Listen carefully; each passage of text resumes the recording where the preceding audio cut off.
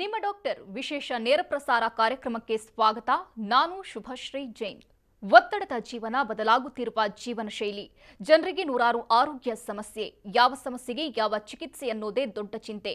ಇಂತಹ ಸಮಸ್ಯೆ ಇರೋರಿಗೆ ಒಂದೇ ವೇದಿಕೆಯಲ್ಲಿ ಸಿಗುತ್ತೆ ಉತ್ತರ. ಇದೇ ಟಿವಿ9ನ ವಿಶೇಷ ಕಾರ್ಯಕ್ರಮ ನಿಮ್ಮ ಡಾಕ್ಟರ್.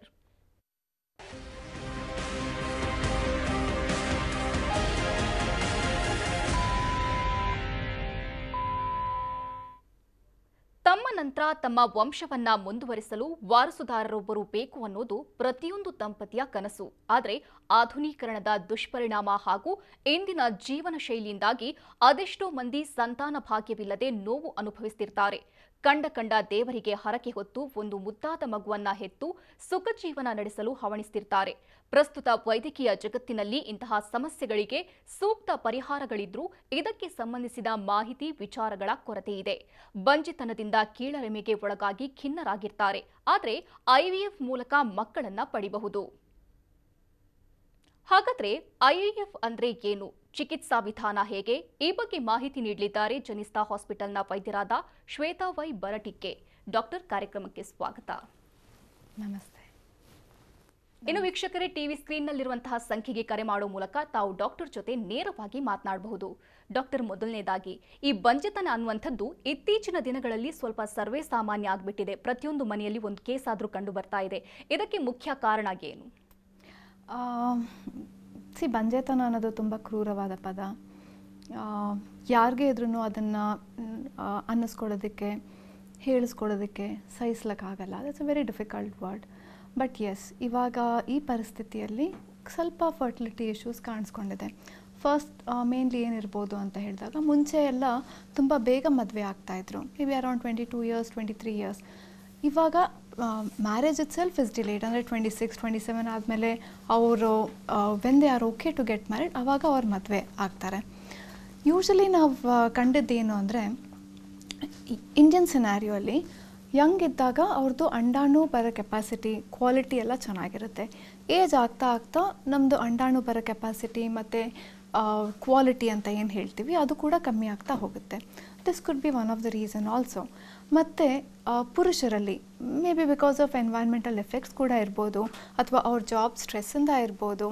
ಮತ್ತು ಇವಾಗ you have lot of laptop usage ಮಾಡ್ತಾರೆ, ತೊಡೆ ಮೇಲೆ ಇಟ್ಕೊಂಡು ಲ್ಯಾಪ್ಟಾಪ್ ಯೂಸೇಜ್ ಮಾಡ್ತಾರೆ. ಸೊ ಇದೆಲ್ಲ ನಮಗೆ, ಮತ್ತು ಲೈಫ್ ಸ್ಟೈಲ್ ಅಂದರೆ ಸ್ಮೋಕಿಂಗ್, ಡ್ರಿಂಕಿಂಗ್ ಇದೆಲ್ಲ ಜಾಸ್ತಿ ಇರೋದ್ರಿಂದ ನಮಗೆ ಇದು ಸ್ಪರ್ಮ್ಸ್ ಮೇಲೆ ಕ್ವಾಲಿಟಿ ಮತ್ತು ನಂಬರಲ್ಲಿ ಕೂಡ ಎಫೆಕ್ಟ್ ಇರುತ್ತೆ.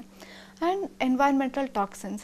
ಸೊ ನಾವು ಎಷ್ಟು ಪೊಲ್ಯೂಟೆಡ್ ಎನ್ವೈರ್ಮೆಂಟಲ್ಲಿ ಇರ್ತೀವಿ ಅಂತ ಹೇಳಿದಾಗ ನಮಗೆ ವಿ ಡೋಂಟ್ ನೋ ನಮ್ಮ ಬಾಡಿಯಲ್ಲಿ ಏನು ಎಫೆಕ್ಟ್ಸ್ ಆಗುತ್ತೆ ಅದು ಅಂತ. ಸೊ ಇದೆಲ್ಲ ಕಂಬೈನ್ಡ್ ಟುಗೆದರ್ ನಮಗೆ ಫರ್ಟಿಲಿಟಿ ಇಶ್ಯೂಸ್ ಸ್ವಲ್ಪ ಕಾಣಿಸ್ಕೊತಾ ಇದೆ ಇವಾಗ.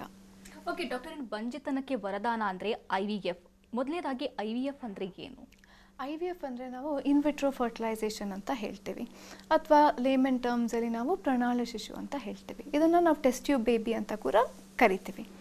ಸೊ ಇದರಲ್ಲಿ ಏನು ಮಾಡ್ತೀವಿ ಅಂತ ಹೇಳಿದ್ರೆ, ಹೆಂಗಸರಿಂದ ನಾವು ಇಂಜೆಕ್ಷನ್ಸ್ ಅವ್ರಿಗೆ ಕೊಟ್ಟು ಅಂಡಾಣುನ ಉತ್ಪತ್ತಿ ಮಾಡ್ತೀವಿ. ಈ ಅಂಡಾಣುನ ನಾವು ತೆಗೆದು ಅದನ್ನು ಲ್ಯಾಬಲ್ಲಿ ನಾವು ಕಲ್ಚರ್ ಮಾಡ್ತೀವಿ. ಅವ್ರ ಯಜಮಾನ ವೀರ್ಯಾಣು ಜೊತೆ ಸೇರಿಸಿ ಇದನ್ನು ಭ್ರೂಣ ಮಾಡ್ತೀವಿ.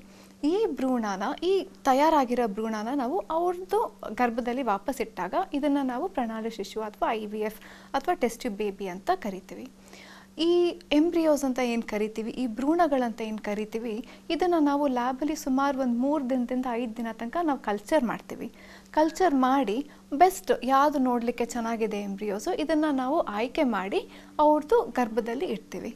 ಸೊ ಇದನ್ನು ನಾವು ಅಸಿಸ್ಟೆಡ್ ರಿಪ್ರೊಡಕ್ಷನ್ ಅಂತ ಹೇಳ್ತೀವಿ.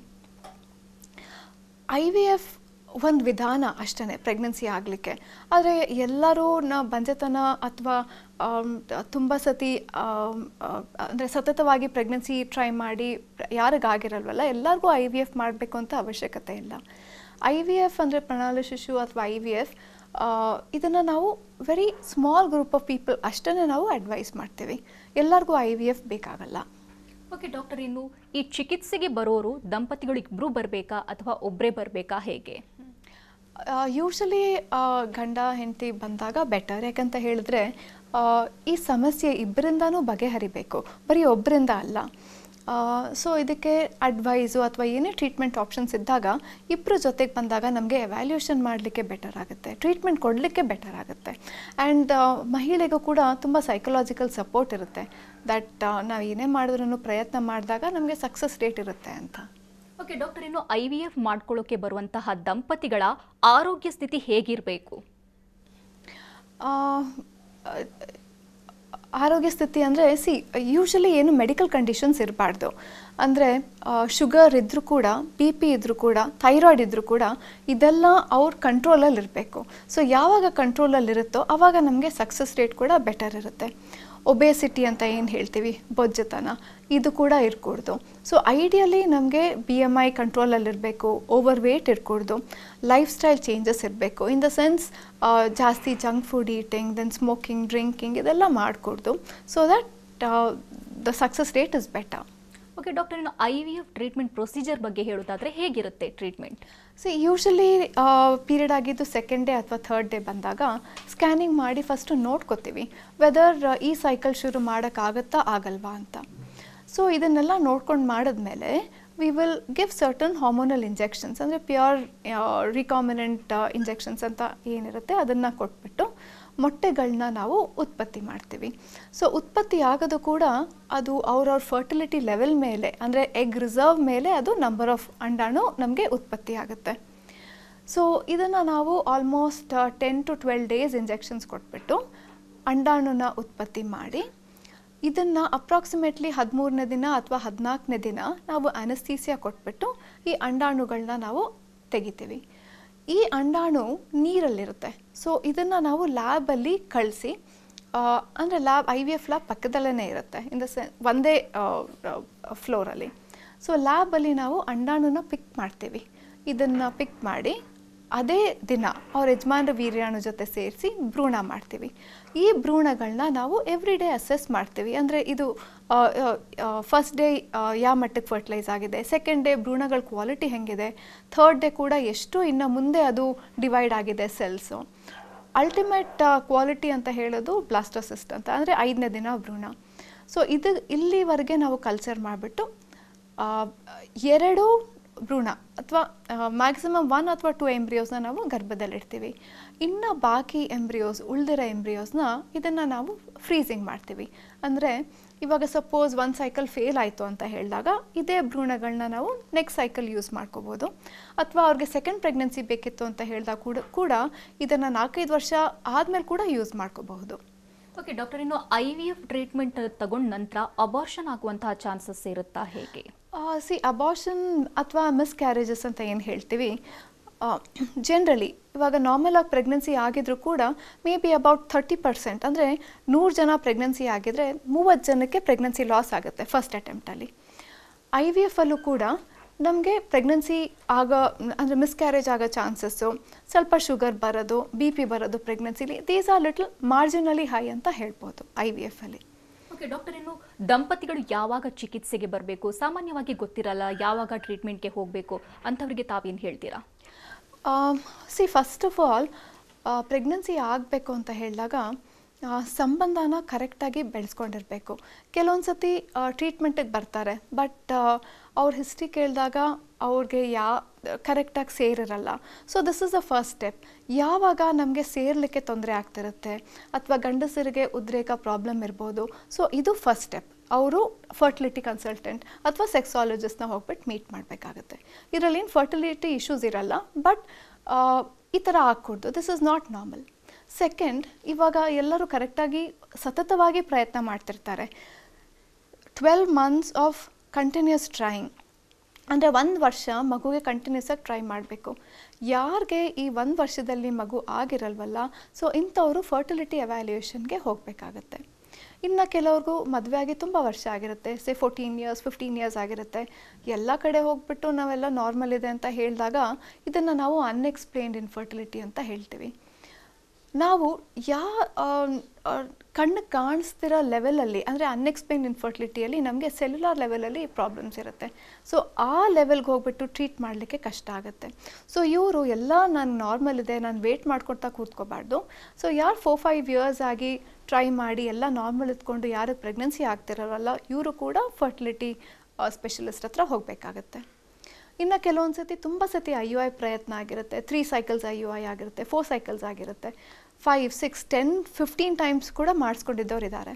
ಸೊ ಯಾರಿಗೆ ಈ IUIಯಲ್ಲಿ ನಮಗೆ 4 to 5 ಸೈಕಲ್ಸಲ್ಲಿ ಯಾರಿಗೆ ಸಕ್ಸಸ್ ಇರಲ್ವಲ್ಲ, ಇವರು ಕೂಡ IVFಗೆ ಆಪ್ಟ್ ಮಾಡಬೇಕಾಗತ್ತೆ.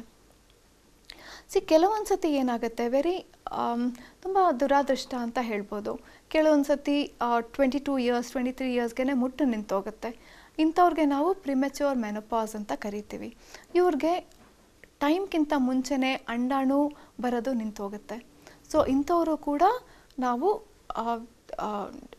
ಫರ್ಟಿಲಿಟಿ ಸ್ಪೆಷಲಿಸ್ಟ್ ಹತ್ರ ಹೋಗ್ಬಿಟ್ಟು ತೋರಿಸ್ಕೋಬೇಕಾಗತ್ತೆ. ಬಟ್ ಇದನ್ನು ಹೆಂಗೆ ಗೊತ್ತಾಗುತ್ತೆ ಅಂತ ಕೇಳಬಹುದು. ಇಂಥವರಲ್ಲಿ ನಮಗೆ ಇರ್ರೆಗ್ಯುಲರ್ ಪೀರಿಯಡ್ಸ್ ಇರಬಹುದು. ಸೊ ಇರ್ರೆಗ್ಯುಲರ್ ಪೀರಿಯಡ್ಸ್ ಇದ್ದಾಗ 2 ಕಾರಣ ಇರುತ್ತೆ. ಒಂದು ಈ ಥರ ಇರ್ಬೋದು, ಬೇರೆ ಅಂಡಾಣು ಬರೋ ಕೆಪಾಸಿಟಿ ಕಮ್ಮಿ ಇರುತ್ತೆ. ಇನ್ನೊಂದು ಪಾಲಿಸಿಸ್ಟಿಕ್ ಓವರೀಸ್ ಅಂತ. ಸೊ ಇದನ್ನು ನಿಮಗೆ ಡಿಫ್ರೆನ್ಷಿಯೇಟ್ ಮಾಡಲಿಕ್ಕಾಗಲ್ಲ, ಬಟ್ ಅದನ್ನು ಟೆಸ್ಟ್ ಮೂಲಕ ಗೊತ್ತಾಗುತ್ತೆ ನಿಮಗೆ ಯಾವ ಥರ ಸಿಚುವೇಶನ್ಸ್ ಇರುತ್ತೆ ಅಂತ. ಡಾಕ್ಟರ್, ನಾವು IVF ಚಿಕಿತ್ಸೆ ಬಗ್ಗೆ ಮಾತನಾಡ್ತಾ ಇದ್ವಿ. IVF ಚಿಕಿತ್ಸೆ ಮೂಲಕ ಪಡೆದಂತಹ ಮಗು ಅಬ್ನಾರ್ಮಲ್ ಆಗಿರುವಂತಹ ಚಾನ್ಸಸ್ ಇರುತ್ತಾ, ಹೇಗೆ? ನಾರ್ಮಲ್ ಆಗಿ ಪ್ರೆಗ್ನೆನ್ಸಿ ಆದಾಗ ಅಬ್ನಾರ್ಮ್ಯಾಲಿಟಿ ರೇಟ್ ಅಂತ ಏನು ಹೇಳ್ತೀವಿ, ಅದು ಇಟ್ ಇಸ್ ಅಬೌಟ್ 4%. ಅಂದರೆ 100 ಜನ ನಾರ್ಮಲ್ ಆಗಿ ಕನ್ಸೀವ್ ಆಗಿದ್ದಾಗ ಮಗು ಅಬ್ನಾರ್ಮಲ್ ಆಗಿ ಹುಟ್ಟೋ ರೇಟು ಆಲ್ಮೋಸ್ಟ್ 4 ಜನಕ್ಕೆ ಈ ಚಾನ್ಸಸ್ ಇರುತ್ತೆ. ಬಟ್ IVFಲ್ಲಿ ಇದು 8 to 10%ಗೆ ಜಾಸ್ತಿ ಆಗಿರುತ್ತೆ. ಸೊ ಅಂದರೆ 100 ಜನ IVF ಮಾಡಿಸ್ಕೊಂಡ್ರೆ 8 ಜನಕ್ಕೆ ಮಗು ಅಬ್ನಾರ್ಮಲ್ ಆಗಿ ಹುಟ್ಟೋ ಚಾನ್ಸಸ್ ಇರುತ್ತೆ. ಇದು ನಾನು ಫಿಸಿಕಲ್ ಅಬ್ನಾರ್ಮ್ಯಾಲಿಟೀಸ್ ಹೇಳ್ತಾ ಇರೋದು.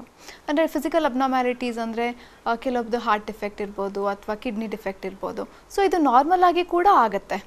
ಓಕೆ, ಅಂದರೆ ನಾರ್ಮಲ್ ಆಗಿ ಪ್ರೆಗ್ನೆನ್ಸಿ ಟ್ರೈ ಮಾಡಿದ್ರು ಕೂಡ ಇದು ರಿಸ್ಕ್ ಇದ್ದೇ ಇರುತ್ತೆ. ಬುದ್ಧಿಮಾನ್ಯತೆ ಅಂದರೆ ಡೌನ್ ಸಿಂಡ್ರೋಮ್ ಅಂತ ಏನು ಹೇಳ್ತೀವಿ, ಇಂಥ ಮಕ್ಕಳು it is mainly related to the age. ಅಂದರೆ ಯಂಗಾಗಿ ಯಾರು ಪ್ರೆಗ್ನೆನ್ಸಿ ಬೇಗ ಆಗ್ತಾರಲ್ಲ 25-26 ಇಯರ್ಸಲ್ಲಿ, ನಮಗೆ ಈ ಅಬ್ನಾರ್ಮ್ಯಾಲಿಟಿ ರೇಟ್ 1 in 1500 ತನಕ ಇರ್ಬೋದು.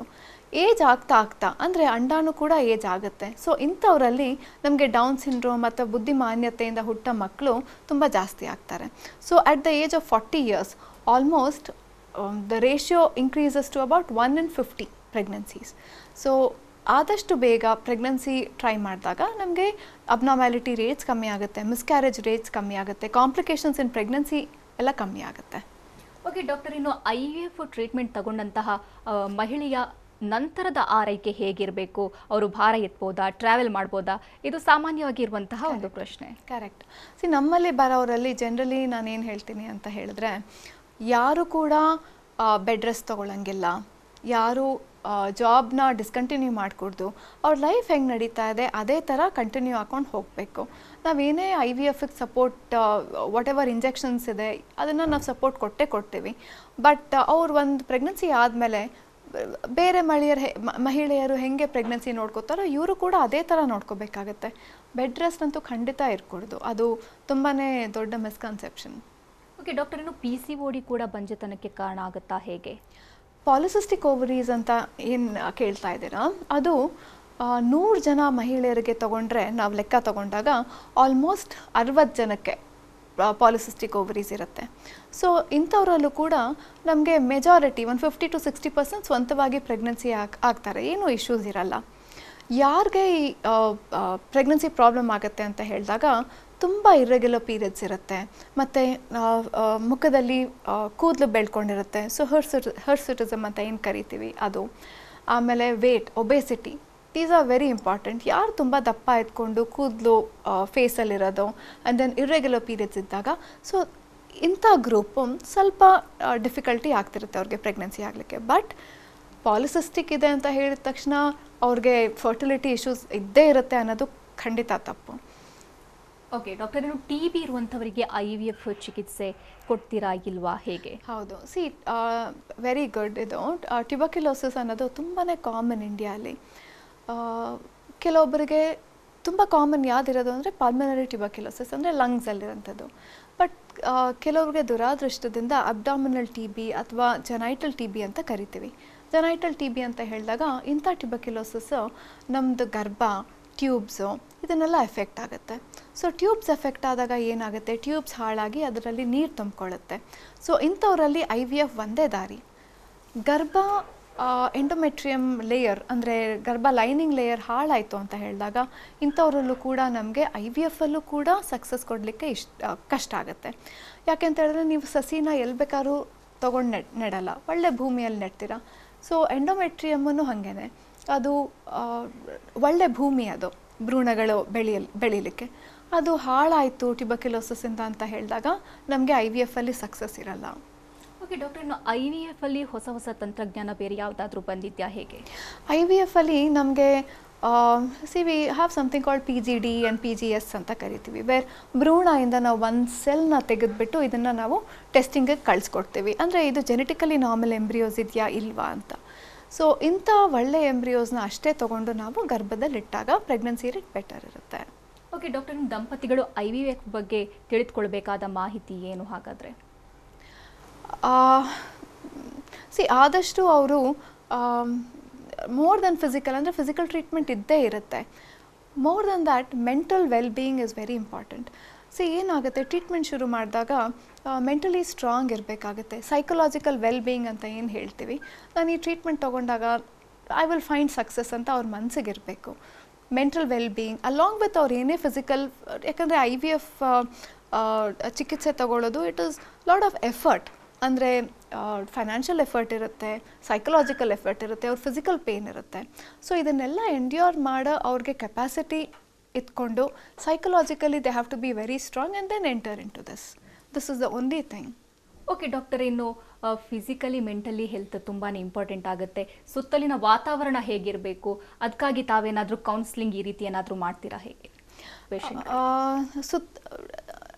ನಾನು ಹೇಳ್ದಂಗೆ IVF ತುಂಬ ಸೂಕ್ಷ್ಮವಾದ ಟ್ರೀಟ್ಮೆಂಟ್, ಬಿಕಾಸ್ ಇದು ಸೈಕಲಾಜಿಕಲ್ ಇಂಪ್ಯಾಕ್ಟ್ ತುಂಬ ಇರುತ್ತೆ. Positive most of the time maximum pregnancy rate ನಾವು ಕೊಡೋದು 60% ಅಷ್ಟೇ. ಬಿಯಾಂಡ್ ದ್ಯಾಟ್ 100% ಅಂತೂ ಕೊಡಲಿಕ್ಕೆ ಆಗೋದೇ ಇಲ್ಲ. Best of the scenario also ನಮಗೆ ಫೇಲಿಯರ್ಸ್ ಆಗುತ್ತೆ. ಸೊ ಈ ಫೇಲಿಯರ್ ಆದಾಗ ಅಕ್ಕಪಕ್ಕ family support, husband support failure ಆದಾಗ ಈಸ್ ವೆರಿ ಇಂಪಾರ್ಟೆಂಟ್. ಇದು ವಾತಾವರಣ ಸುತ್ತಲಿನ, ಅದು ತುಂಬ ಇಂಪಾರ್ಟೆಂಟ್. ಓಕೆ ಡಾಕ್ಟರ್, ಇನ್ನು ಸೆಕೆಂಡ್ ಬೇಬಿಗೆ IVF ಟ್ರೀಟ್ಮೆಂಟ್ ಮಾಡ್ಬೋದಾ ಅಥವಾ ಥರ್ಡ್ ಬೇಬಿಗೆ ಮಾಡ್ಬೋದಾ? ಆ ಥರ ಕೆಲವೊಂದು ಸತಿ ಏನಾಗುತ್ತೆ, ಫಸ್ಟ್ ಬೇಬಿ IVF ಮಾಡ್ಕೊಂಡಿರ್ತಾರೆ, ಸೆಕೆಂಡ್ ಬೇಬಿ ತಂತಾನ್ಗೆ ಪ್ರೆಗ್ನೆನ್ಸಿ ಆಗುತ್ತೆ.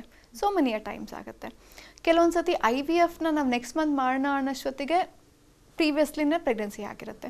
So there are no hard and fast rule. ಒಂದು ಸತಿ ಇವಾಗ ಫಸ್ಟ್ ನಾರ್ಮಲ್ ಪ್ರೆಗ್ನೆನ್ಸಿ ಆಗಿದ್ಕೊಂಡು ಕೂಡ ಸೆಕೆಂಡ್ ಪ್ರೆಗ್ನೆನ್ಸಿಗೆ ತುಂಬ ಜನ ಕಷ್ಟಪಡ್ತಾರೆ. ದೋ ಪರ್ಸೆಂಟೇಜ್ ಕಮ್ಮಿ ಇರುತ್ತೆ ನಮಗೆ, ಬಟ್ ಆ ಡಿಫಿಕಲ್ಟಿ ಕೆಲವೊಬ್ರು ಫೇಸ್ ಮಾಡ್ತಾರೆ. ಯೂಶ್ವಲಿ ಒಂದು ಮಗು ಆದಾಗ ನಾವು ಅನ್ಕೋತೀವಿ this should be okay, next pregnancy ಆಗ್ಲಿಕ್ಕೆ ಏನು ತೊಂದರೆ ಆಗಕೂಡ್ದು ಅಂತ. ಬಟ್ ವೆರಿ ಸ್ಮಾಲ್ ಪರ್ಸೆಂಟೇಜ್ ಇವರು IVFಗೆ ಆಪ್ಟ್ ಮಾಡ್ತಾರೆ. ಓಕೆ ಡಾಕ್ಟರ್, ಇದು ಬಂಜೆತನಕ್ಕೆ ಲೈಫ್ ಸ್ಟೈಲ್ ಕೂಡ ತುಂಬಾ ಕಾರಣ ಆಗುತ್ತೆ. ಸೊ ಲೈಫ್ ಸ್ಟೈಲ್ ಹೆಂಗಿರಬೇಕು? ಫಸ್ಟ್ ಆ್ಯಂಡ್ ಫಾರ್ಮೋಸ್ಟ್ ಒಬೇಸಿಟಿ, ಬೊಜ್ಜುತನ ಅಂತ ಏನು ಹೇಳ್ತೀವಿ. ಸೊ ನಮ್ಮಲ್ಲಿ ಯಾವಾಗ ನಮಗೆ ಫ್ಯಾಟ್ ಸೆಲ್ಸ್ ಜಾಸ್ತಿ ಇದ್ದಾಗ ನಮಗೆ ಪೀರಿಯಡ್ಸ್ ಕೂಡ ಸ್ಪೇಸ್ ಔಟ್ ಆಗೋಕ್ಕೆ ಶುರು ಆಗುತ್ತೆ, ಅಂದರೆ ಇರ್ರೆಗ್ಯುಲರ್ ಆಗೋಕ್ಕೆ ಶುರು ಆಗುತ್ತೆ.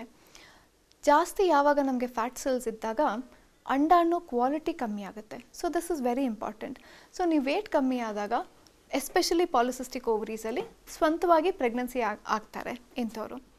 And another thing is smoking ಇರ್ಕೊಡ್ದು. ಸ್ಮೋಕಿಂಗ್ ಎಫೆಕ್ಟ್ಸ್ ಟ್ಯೂಬಲ್ ಮೊಟಿಲಿಟಿ, ಅಂದರೆ ಟ್ಯೂಬ್ಸ್ನ ಫಂಕ್ಷನ್ ನಾರ್ಮಲ್ ಆಗಿ ಆಗಬೇಕು ಅಂತ ಹೇಳಿದಾಗ ಸ್ಮೋಕಿಂಗ್ ಮಾಡಿಕೊಡ್ದು. ಆ್ಯಂಡ್ ದೆನ್ ಆಲ್ಕೋಹಾಲ್, ಎಕ್ಸಸೈಸ್ ಮಾಡಬೇಕು, ಗುಡ್ ನ್ಯೂಟ್ರಿಷಸ್ ಫುಡ್ ತೊಗೋಬೇಕು, and they should be mentally okay. Okay doctor, final ಆಗಿ ಒಬ್ಬ ದಂಪತಿಗೆ ತಾವು ಕಿವಿ ಮಾತು ಹೇಳೋದಾದರೆ?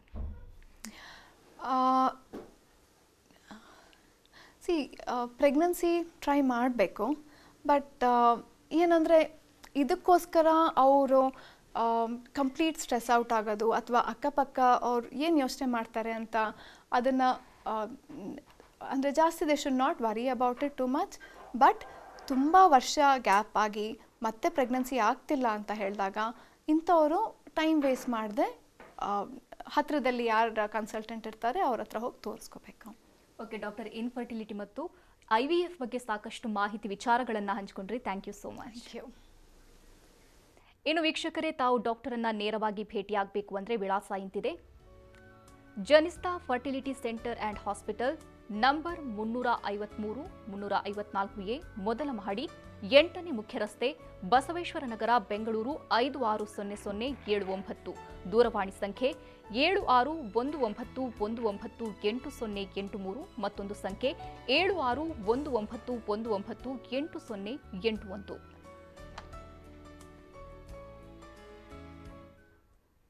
ಇದು ಇವತ್ತಿನ ನಿಮ್ಮ ಡಾಕ್ಟರ್. ನಿರಂತರ ಸುದ್ದಿಗಾಗಿ ನೋಡ್ತಾ ಇರಿ TV9.